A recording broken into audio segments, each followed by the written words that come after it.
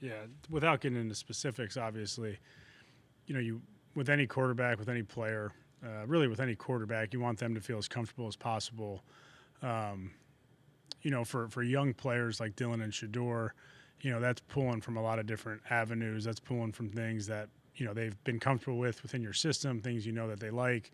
Um, so that's our number one job, right? You want to make your quarterback comfortable. You want to call plays. You want to put in plays that breathe confidence into them as they hear them, as they call them, plays that they know they can make work. And then you press the guys around them to raise their level of play and play well to continue to breathe confidence into young players and into young quarterbacks. So that's really been the motivation this week moving forward. And had a good first day of practice, had a good walkthrough this morning, so continue to build off of that. What's the realistic expectation for what a week of that week of practice reps can do for Shador in terms of from what he did last Sunday to this Sunday? Yeah, certainly don't try to put any sort of expectation on guys, especially young players. I think we're about our process and about what drives that process.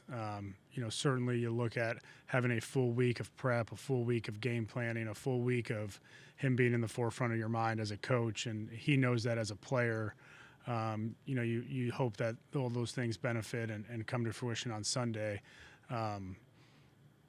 Expectations, I would say we try to limit those. It's more about, hey, we're going to pour, this whole week into making sure that you feel comfortable and confident. And, our goal and our job is to make sure that he gets that feel and gets ready to go on Sunday. What did you think of his debut? Yeah. Look, I think it's a hard position to be thrown into, obviously, but that is the life of being a backup quarterback in this league. So a lot of guys have faced that. A lot of guys have played that role.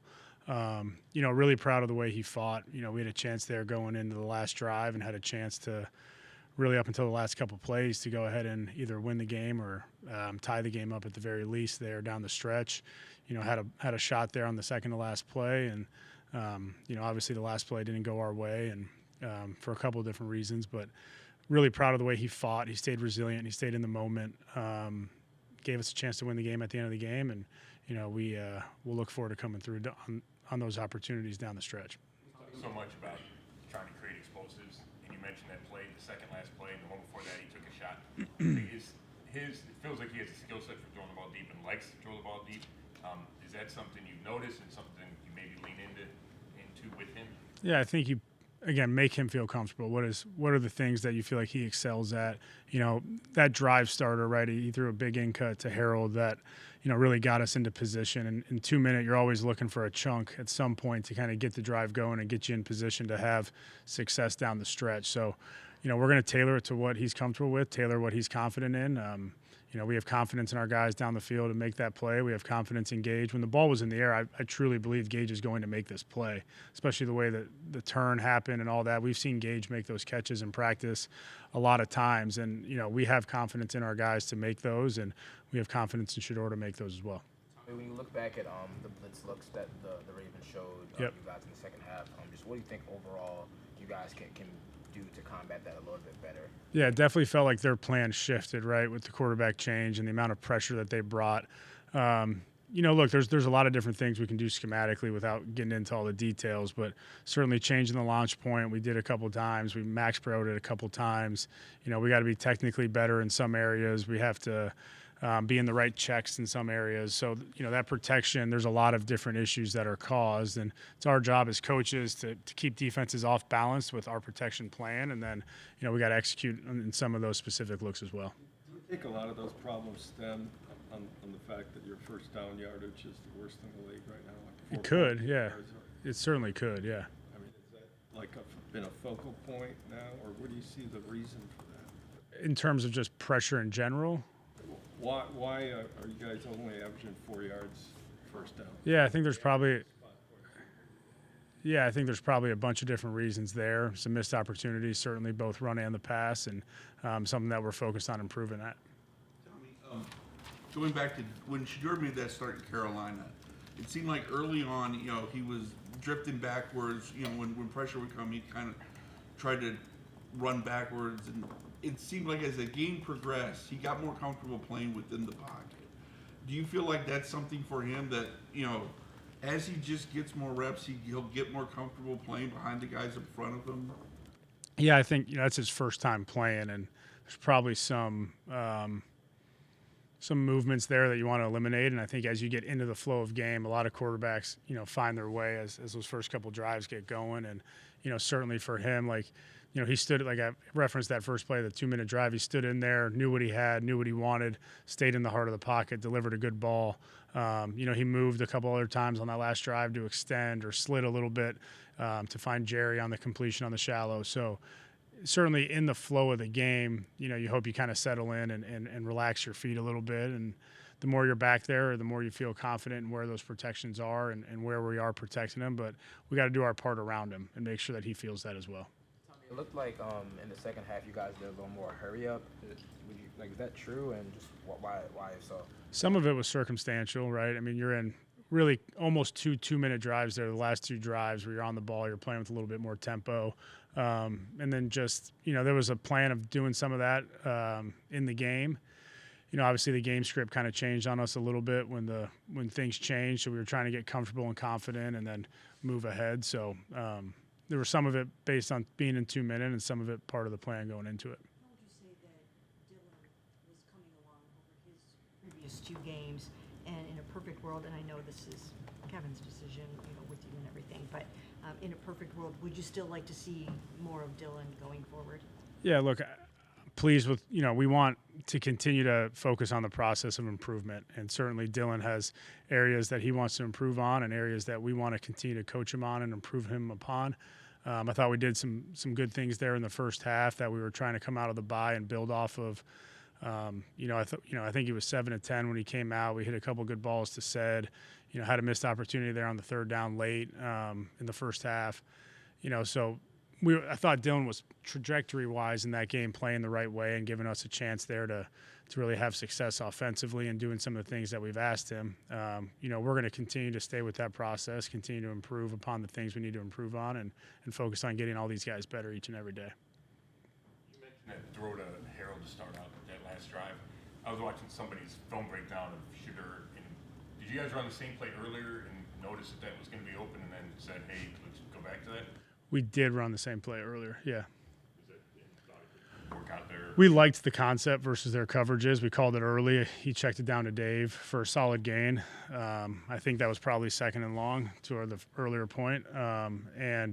We felt like the coverage was giving us a chance there. And, we have 2 guys there on that route that we trust. And, we did a great job of standing in there and delivering. On the Gage pass, was the ball placement right, where he needed to put it? Yeah, I mean, it was you throw those they're 50-50 go balls. I think he's done a nice job through practice of having the ability to place those balls outside the red line. And look, it was a good play by the DB. Give him a lot of credit for raking through it. But again, when that ball was in the air, I believed it was going to be caught, both with Shedeur and Gage, and just felt like it was the way Gage was turning and tracking the ball felt like a good spot for both of them. Jamari was inactive, I think, for the first time this year. Just what went into that decision? Yeah, team decision, right? And helping other places for the team. You look at the Raiders defense, does it start with Crosby for you? And then Yeah, certainly. especially with your tackle uncertainty Yep. again, like how do you go into it prepared to stop him? Yeah, again, without too much schematic, he's obviously a great player, extremely disruptive, both run and pass. Even when he's not getting to the passer, he affects so many passes by getting his hands up, getting in passing lanes. I think he does a nice job of reading the quarterback and when he's not getting a great rush, of finding ways to mirror and disrupt the ball. Relentless front side, back side of the run game. Like, his motor is tremendous, and he's one of those guys across the league that can really impact games and change games defensively. He had a strip sack against Dallas. He had an interception against Chicago. Like, he finds ways to impact the game. So it's all of our jobs offensively to make sure that we, neutralize that the best we can. Understand he's going to win some of his matchups, but try to eliminate the one-on-ones as much as possible. Does he stay on the field more than any big time end? Yeah, his play time is about as high as any of those guys in the league. Like, you look at that upper echelon group of rushers, his play time's about the highest. Throw to Bond, a throwaway or miscommunication, like a play or 2 before in the end zone? Was not a throwaway, like the scramble drill you're talking about to the left. Yeah, probably. Yeah. Probably a little bit of a miscommunication. Probably also if you're gonna missing it in a safe way on a broken play. We had a couple more downs there for a chance. So as he extends it, probably a little bit of a not on the same page on the scramble drill, and a little bit of, hey, I'm gonna put this in a place where we could get it or it could fall safe. Thought it was a good decision by him. Looks like Gabriel and Sanders couldn't be more different. I mean, besides one's lefty and one's righty, Gabriel seems to be robotic as a quarterback and follows everything to the script. And it seems like Shadur's like wants to freewheel it and get excitable and throw downfield more. So you have to adjust your Yeah. mentality in calling plays at all. It's funny, like a coach a long time ago told me, like, hey, when you play the quarterback position, there's an art and a science, right? Like you can't be full-time artists, you can't be full-time scientists. The great ones kind of have that blend of when is it time to play on script and when is it time to play within the system, and then when is it time to let your instinct take over. I think with all quarterbacks, you try to find that right blend, right? I don't think you can play this game completely by the book, and don't think you can play this game completely like a cowboy, right? You got to have the blend of both, and that's something we try to instill in our guys. And I would say Shador has some ability to play within the framework of the offense, just like Dylan has some ability to play free and create plays. And it's, as young players, I think in this league, you're trying to find your footing on how to do that, right? And so for both of them, that's something that, we discuss and we talk about. And, hey, we have a premier look. Let's play within it. Hey, go bail us out and make us right and find a way to make a play. They're pretty opposite in their styles. I think they both have strengths and weaknesses that, you try to heighten their strengths and minimize their weaknesses. I think they both play the quarterback position. They both prepare the way that you want quarterbacks to prepare. You're looking at, maximizing their opportunities. I guess I don't really look at it in terms of comparing the two of them a whole lot.